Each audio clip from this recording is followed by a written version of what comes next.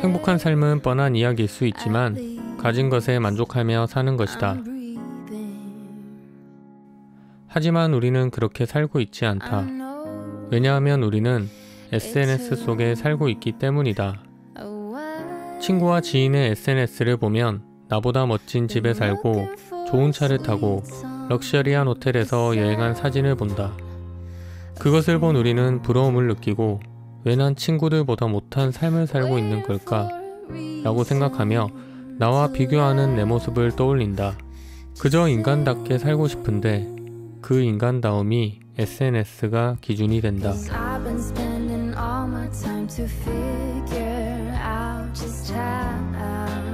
그래서 내가 가진 것보다 더 많은 대출을 내서 집을 사고 외제차를 뽑고 한 번 가는 여행 남들보다 조금 더 고급진 호텔에서 하룻밤을 보내고 온다. 우리는 그렇게 타인의 잣대가 내 삶의 중요한 결정권을 가진 세상에 살고 있음과 동시에 쳇바퀴처럼 굴러가는 일상의 노예가 되어가고 있다. 그럼 이런 문제를 해결할 수 있는 방법은 무엇이 있을까? 나는 여기서 신혼부부가 꼭 알아야 하는 행복의 조건인 가진 것에 만족하며 사는 방법을 소개한다.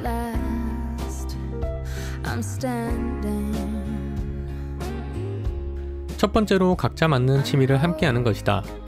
우리 부부는 함께 여행하는 걸 좋아한다. 통영에서 처음 만난 우리는 서로 여행을 좋아해서 연애를 시작했고 한 달에 한 번 국내외로 여행 가는 취미 생활을 함께 했다. 하지만 결혼을 하고 아이가 생기니 여행 가는 것이 연애할 때처럼 쉽게 느껴지지 않았다.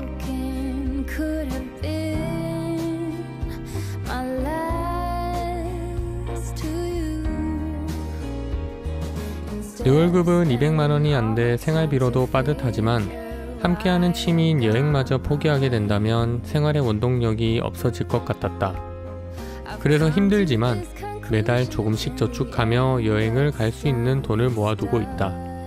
여행의 목적지는 늘 정해져 있었지만 그 목적지까지 가는 과정은 늘 행복했다. 운전하면 안 자고 옆자리에서 늘 마실 것과 주전부리를 챙겨주며 이야기를 들어주는 모습이 너무 좋았고 목적지가 휴업해도 실망하지 않고 다른 장소를 알아보고 그곳에서 추억을 남기는 걸 좋아했다.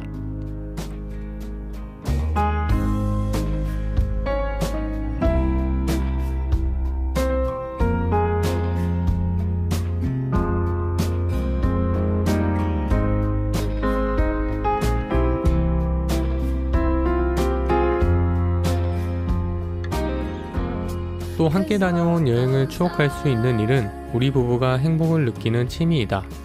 지금도 아내가 임신 8개월이 되어 무거운 몸으로 힘들어하지만 여행할 때만큼은 우리 아들이 아내 뱃속에 있는지 잊을 만큼 가만히 있지 않고 돌아다니며 여행을 함께 즐긴다.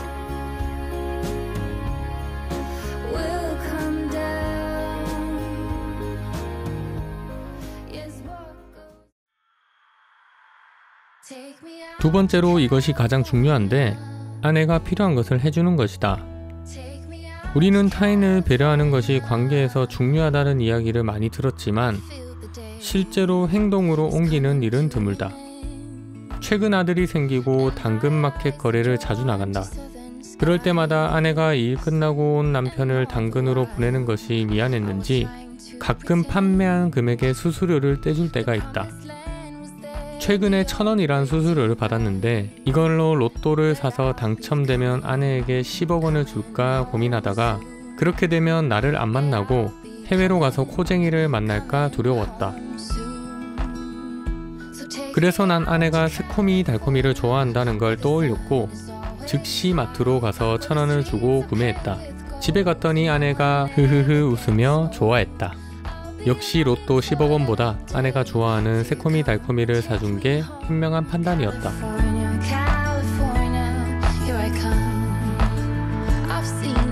이처럼 작은 것이라도 괜찮다. 한 번이라도 아내를 생각하고 실천했느냐가 중요하다. 다음에는 한정판 수박 맛으로 사줘야겠다.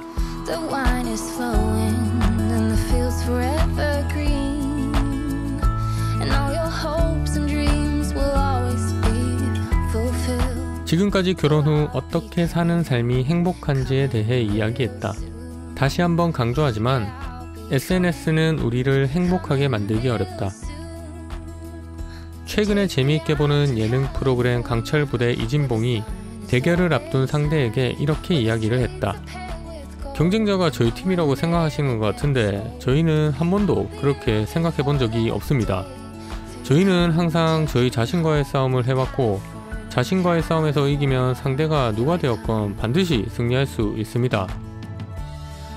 대결에서는 아쉽게 패했지만 상대를 의식하지 않고 자신과 싸워 이기겠다고 한 부분, 우리가 SNS 속 타인의 잣대에 나를 맞추지 않고 자신이 생각하는 행복의 기준에 맞게 살아가는 것이 진정한 행복으로 가는 길이라고 생각한다. 행복한 관계를 유지하기 위해 내가 아내에게 새콤이 달콤이를 사준 것처럼 여러분들도 지금 생각하는 사람에게 작은 선물을 해주고 행복을 느껴보길 바란다.